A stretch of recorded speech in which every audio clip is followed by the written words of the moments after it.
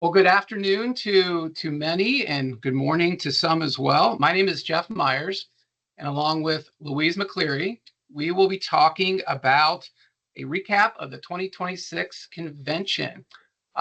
We'll be doing that for about the next 30 minutes, and as always, Bryn Mangold will be supporting us throughout this process. A couple of things before we get started. You should notice at the top of your screen a Q&A button. If you have questions as we go through this session, please submit them through that Q&A function, and hopefully we'll be able to address them accordingly. Also, this session will be recorded. It'll be posted on our webinar page on nca.org, hopefully by the end of the week. So there will be a ability to go back if anything wasn't clear as we went through that. Now we'll get started on what we're going to look at over the next 30 minutes.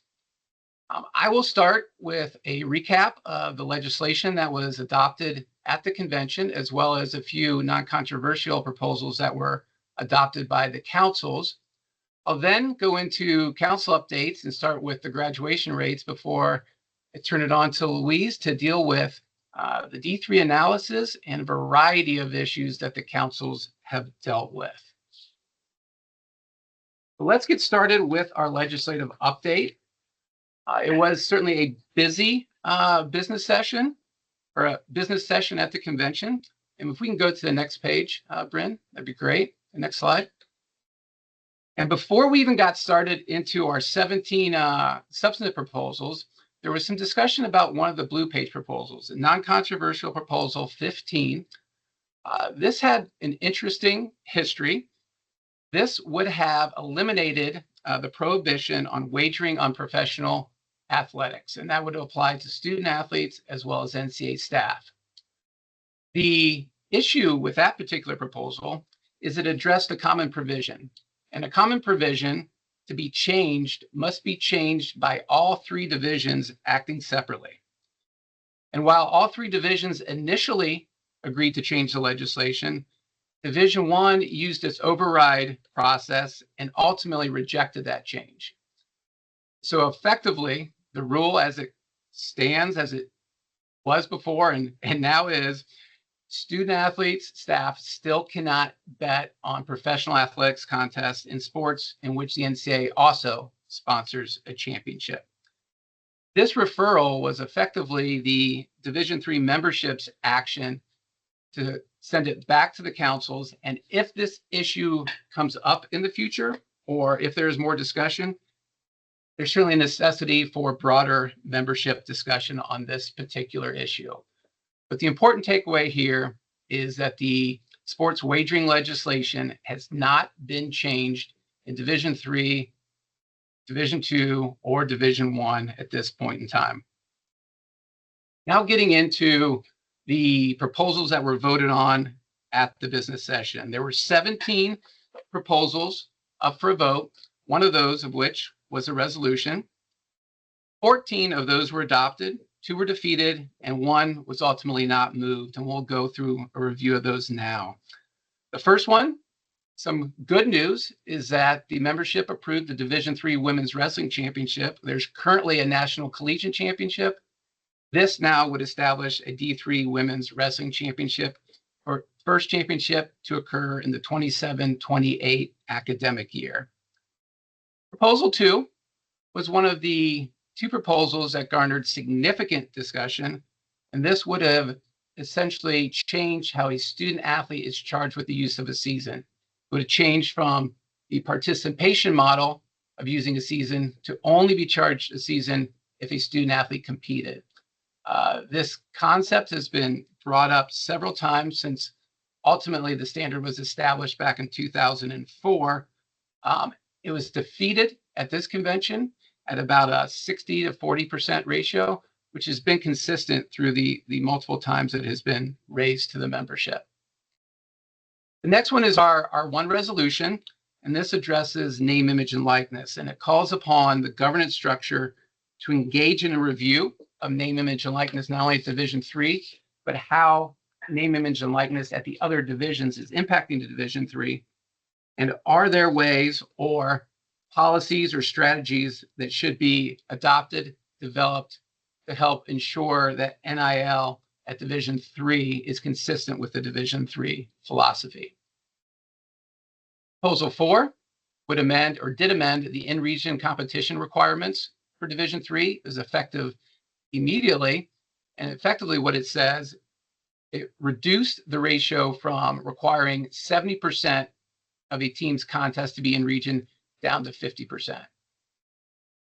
The last one on this page was the other proposal that was defeated, and this would have established a multiple AQs for a conference that has 12 or more core institutions sponsoring that sport.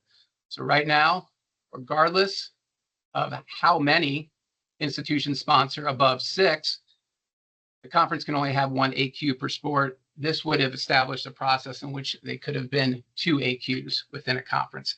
That was ultimately defeated by the membership.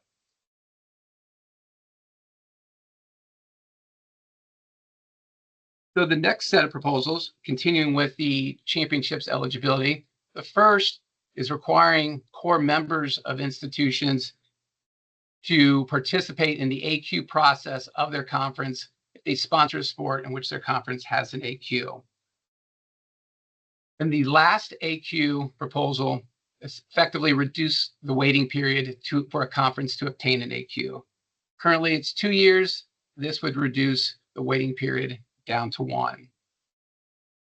The next proposal, 2026-8, which would add a mandatory winter break period, was ultimately not moved by the sponsors. The sponsors had indicated they intend to work with other conferences over the next year to work out some of the concerns the membership expressed back to them regarding the particular proposal, and ultimately submit one for the following convention. So this is one we expect to see next year in a somewhat different form.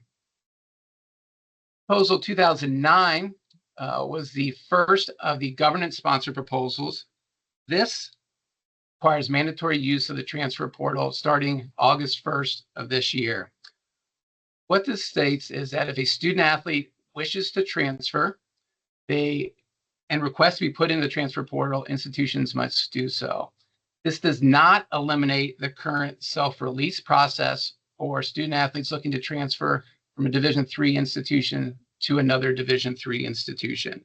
If they want to have those conferences or have those communications with another D3 institution and they've executed a self-release, that still would suffice as proper communication with another institution. The next proposal, Proposal 10, has to do with unofficial for meals on unofficial visits. The previous legislation indicated that an athletics department could only provide a meal to the prospective student athlete that was engaging in an unofficial visit, but not those attending with that prospective student athlete. This would effectively allow an athletics department to provide meals to not only that prospective student athlete on an unofficial visit, but also to those accompanying that prospective student athlete. The next proposal is the first of 4 proposals that amends our bylaw 16 regulations. The first one, this one, would eliminate the practice, distance, and location restrictions for our D3 institutions. Currently, D3 institutions could only pay for practice expenses within their state, or if outside the state, within 100 miles. This would eliminate and did eliminate those restrictions and states that an institution can pay for practice expenses provided that student athletes are not missing class for that practice. The next bylaw 16 proposal, bylaw 12 or proposal 12, would remove all the award and dollar amounts for the various participation awards and championship awards that institutions provide to their student athletes. The next proposal, Proposal 13, now allows institutions to pay actual necessary expenses for a student athlete to attend a post-eligibility all-star or similar type competition. It would be allowed for only one such event per student athlete, but it would allow them now to pay for those actual necessary expenses. And then the final bylaw 16 proposal that was adopted at the convention has to do with professional sports tickets. Right now, institutions can pay for entertainment for their student athletes, and they can only purchase professional sports tickets if they're on an away from home contest. This would allow an institution to pay for sports tickets as a permissible form of entertainment, whether they're on an away from home contest or in conjunction with practice and competition at home as well. And finally, this brings us to our last section of proposals that were adopted having to do with championships access. The first one would establish flag football as an emerging sport for women. Not yet a championship opportunity, but first step in hoping to obtain a championship opportunity for that sport. And this was passed by all three divisions as well. Proposal 16 would establish a national collegiate championship for acrobatics and tumbling, and 17 a national collegiate championship for the sport of stunt. Both of those proposals were adopted by all three divisions as well. And so we will have championships in those sports in the 26-27 academic year. So that concludes the legislative proposals that were adopted at the business session. Here are two non-controversial proposals that were adopted by the Management Council during their meetings at convention. And both have to do with committee composition. The first one has to do with a newly formed committee, which is the Women's Ice Hockey Rules Committee. It's a committee made up of Division II and Division III representatives. And it was born out of the separation of sport rules committees from Division I and then Division II and Division III combined. This proposal simply right sizes the representation based on sports sponsorship, and it removes one Division II representative from that hockey rules committee. The second one would clarify how appointed positions on our D3 committees are looked at regarding various composition requirements. So in order to ensure representative governance on the committees, there are various requirements for those committees, including geographic area requirements and prohibitions against individuals from the same conference appearing on a committee. This proposal maintains those limitations, but said for appointed positions such as management council representation on those committees and other appointed positions, those limitations would not necessarily apply. And specifically, the Strategic Planning and Finance Committee confirming that for the at-large selections on that committee, that there has to be at least one representative from each of the Division III geographic areas. So those were the two non-controversial proposals adopted by council at their January meeting. Now we'll just transition into our council updates, and I will start with the first one, which has to do with academic grad rate reporting. So the councils did receive an update regarding the most recent Division III graduation rates. And using those federal graduation rates, the councils noted higher rates for student athletes within each demographic subgroup, except for one, the one being Black men. And then this finding is consistent across the 6 years of the program's reporting, and will remain and will continue to be an issue that the councils will discuss throughout the coming year during their future meetings. So with this, I'll pause to see if there's any questions in the chat. I don't believe that there are. Is that correct, Louise? That's correct. No questions, Jeff. Not yet. And then I get to hand it off to you. And thank you right. all. Thank you, Jeff. And again, as a reminder, if you have any questions regarding that rather full legislative slate that Jeff just covered, please use the Q&A function at the top. So the Division III analysis, we have communicated broadly to the membership. Back in October, President's Council endorsed doing a narrowly focused analysis of the division. We always send out membership-wide surveys on a 4 to 5 year cadence to get feedback on a variety of issues, but this type of analysis has not been done since 2008, 2009. And so President's Council said it makes all the sense in the world.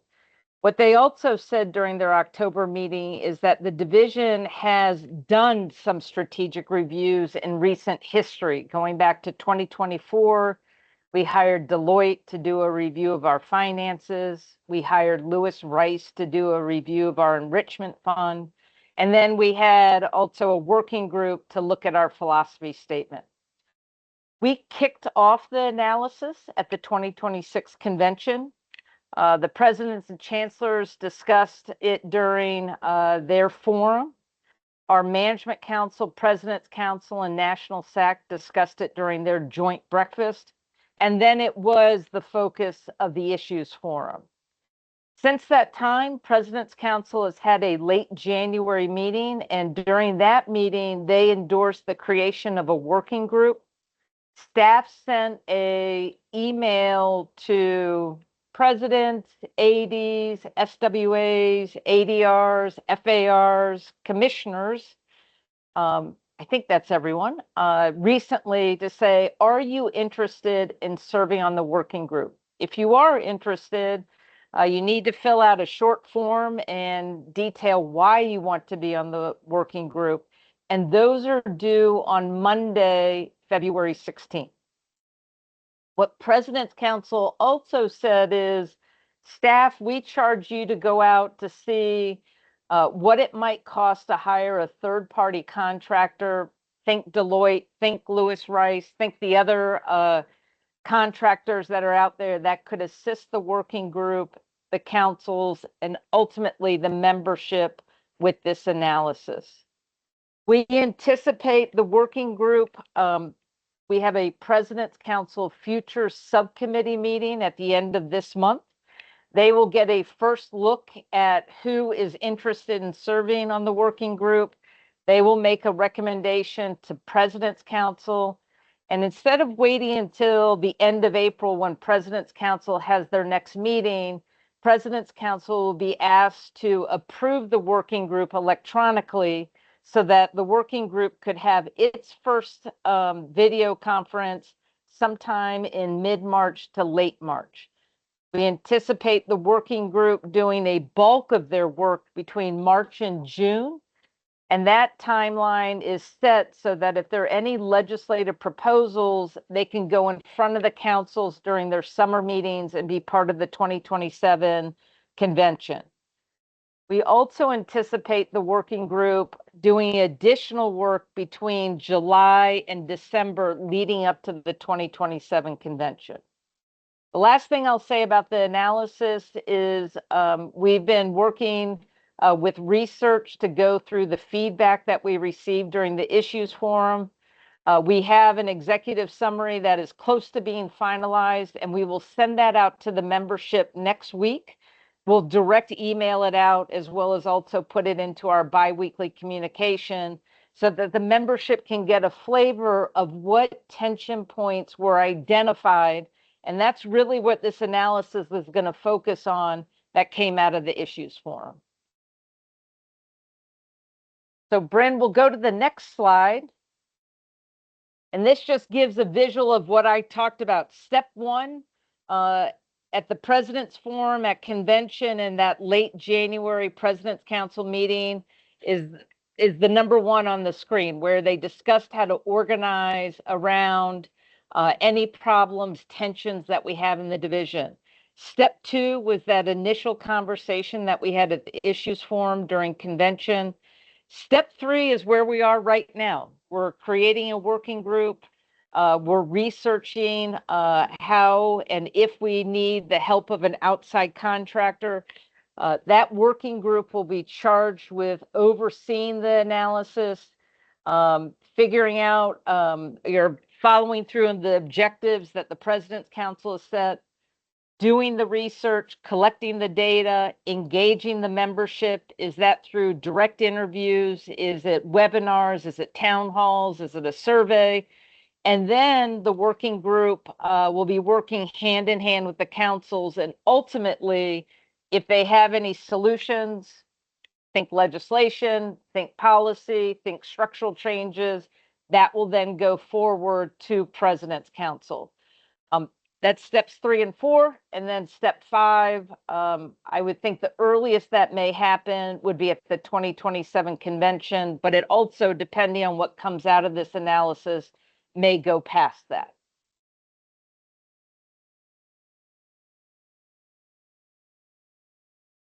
Completely changing gears.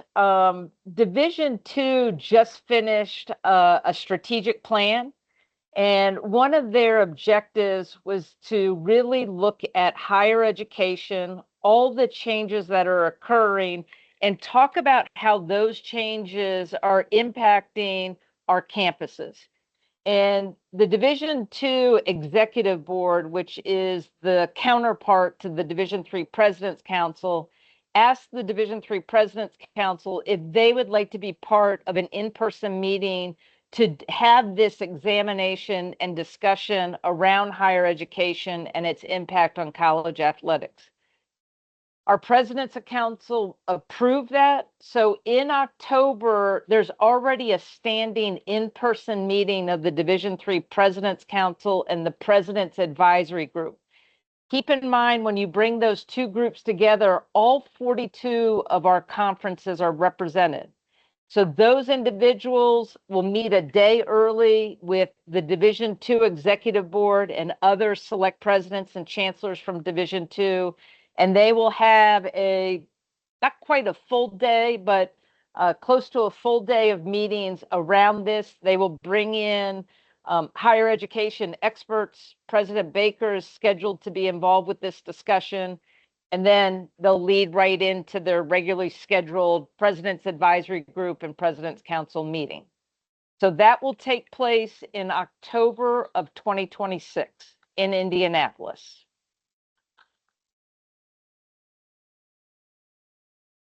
This is just a reminder.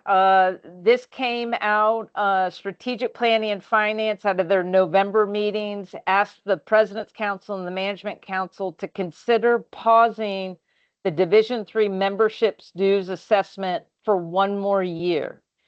Keep in mind, the Board of Governors sets the membership dues for the entire association. Those dues for Division 3 are set at $900 for institutions, $450 for conferences. Division 3, quite a while ago, received approval from the Board of Governors to have a membership dues assessment that was above and beyond those set dues. What it did is it increased institutional dues to $2,000, conference dues to $1,000. Most importantly, it ended up generating about $500,000 for Division 3. Those dues assessments have been paused the last 2 years, understanding how institutions and conferences are struggling with budgets. The councils and strategic planning and finance said, you know what, this is important to pause this at the moment. They have made that decision to pause it one more time. So when everyone receives their membership dues invoice this March and April, it will note the amount with the assessment built in, and then it will show a credit.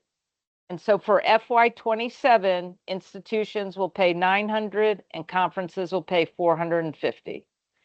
Strategic Planning and Finance will look at it to say, should the assessment come back for FY28? They will do their work and their research and make recommendations up to the councils.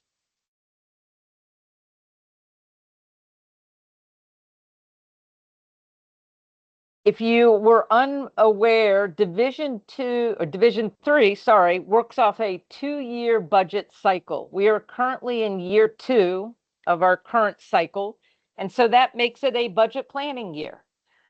Strategic Planning and Finance has a meeting next month.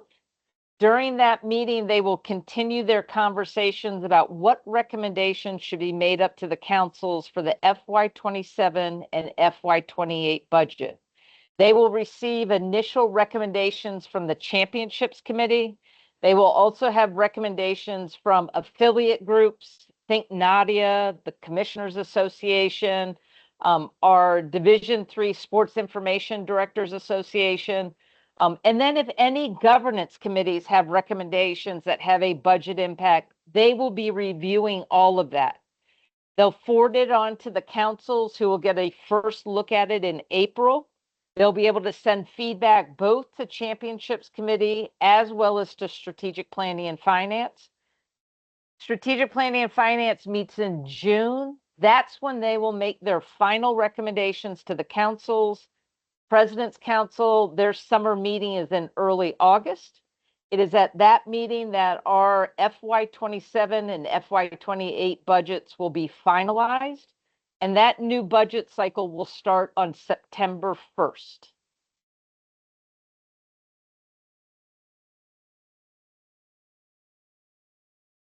You have been consistently receiving updates about legal settlements that the association has in front of them. You have received information regarding the House settlement. This year will make year 2 of that payment. You may have received some information regarding a SMART settlement, which was a lawsuit that we settled. And then most recently, there is one that is titled the Ray settlement, and it is a Division I. It's a lawsuit regarding a Division I rule that is no longer part of their bylaws. And the settlement is for $303 million over 3 years, with the understanding that the first $101 million is due this May. All 3 divisions, they're the leadership group, so that means our President's Council have been talking about it. The NCA recently, the actual building staff in Indianapolis, we went through a budget cutting exercise where every department needed to identify 10% in budget savings. Those cuts are being effective this month, moving forward. But also what everyone in the association received, and when I say everyone, I mean conference commissioners and the top 5 on campuses. And the top 5 includes presidents and chancellors, ADs, senior women administrators, FARs, and compliance directors. All received an email on February 3rd from our Chief Financial Officer, Mario Morris. And what it was asking is for everyone to complete a survey for you to be able to identify how important the NCA association-wide services, programs, and initiatives are to your institution or to your conference. I asked, this survey is due February 13th. It is really important for the Division III voice to be heard. What I would say is if you serve in one of those top 5 roles and you are unsure what the question is asking or what is being provided with those association-wide dollars, that you touch base with your athletics director or your conference commissioner so that you're completing the survey with as much knowledge as possible. Those surveys are due February 13th.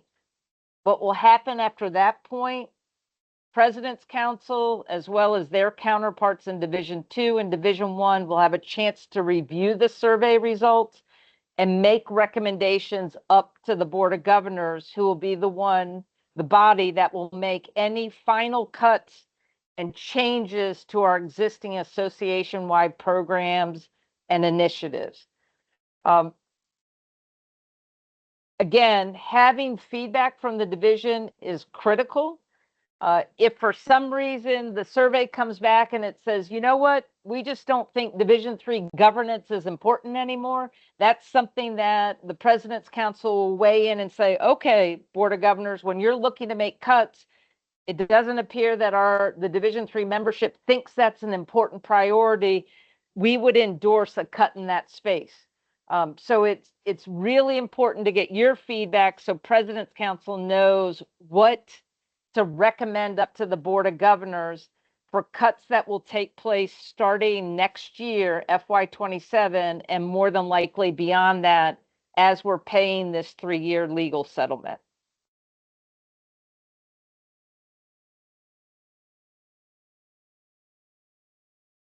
Switching to championships, you have heard that the championships made a decision to have unlimited bench sizes for most NCAA championships. There's still a few championships where there are limits on bench sizes. That has been released through the championships committee. You can find that on ncaa.org on the championships homepage under their reports. Moving forward, the championships committee meets next week. We talked about budget planning. They're going to be looking at, should there be per diem increases? We've been with a bracketing flexibility pilot last year and this year. Should that continue? They're going to be discussing golf, if golf should move to regionals leading into the national championship. They're going to take a look at our Division III championship ticket prices and if there should be any changes made in that area. Again, with budgets, every 2 years when we start a new budget cycle, we build in an increase for our officials. And then the last thing that I'll mention right on this webinar is NPI is in its second year. We said during the second year, this is when sport committees could look at their dials and recommend changes. And if any changes are recommended up to the championships committee and approved by the championships committee, they would not go into effect until the fall of 2027, so that institutions and conferences could hear about the change and have a full year to see how they need to make any changes, in particular, probably with scheduling, before those go into effect. So quite a bit in the championship space. We'll continue to keep you updated through their reports as well as through the bi-weekly communication on what's happening in that space. I'm a little over, so I'll do it quickly. Live streaming for our branding continues to be outstanding. The one thing I will note, we do live streaming for every round of all of our championships. This past fall, we had 33 million minutes of viewing. That's 33 million touches with our brand. And that compares to 19 million in the fall last year. And so we hope to keep this going with our winter championships quickly approaching, as well as our spring championships. And all of our live streaming is done without a paywall. Most of it is on ncaa.com, as we have Huddle helping our host institutions. But I think you know that women's volleyball, football, men's and women's basketball, as you get towards the semifinals and the championship, are live streamed on ESPN+. Mental health first aid, we've talked about it a lot. Here's my reminder. You can ask for a training on your campus for up to 30 individuals. The NCAA is fully paying for that, and you have that opportunity to schedule that training between now and August 1st of 2027. So about a year and a half to get that training in. Anybody that goes through the training gets a 3-year certification. We have at this point about 150 Division III schools have either done the training or signed up to have a training. Our goal is to get to 60-70% of the division by the time we get to 2027.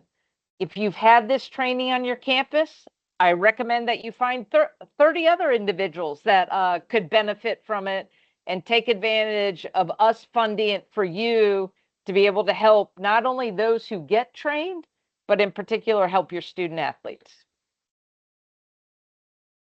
That is it. I'm 6 minutes over. I'll say Jeff and I are 6 minutes over. I do not see any questions in the chat. As we mentioned, this slide deck, as well as the recording, will be placed on the Division III webinar homepage on ncaa.org. For those of you that have stuck in with us past 6 minutes, we appreciate it. There's a lot going on. And we wish you all the best as you go into your winter conference championships and then the NCAA winter championships. But with that, since we're a little over, we'll say goodbye. And I also will give a plug. Our first ever Division III compliance webinar is being held tomorrow at 1:30. We're really excited to kick that monthly series off as well.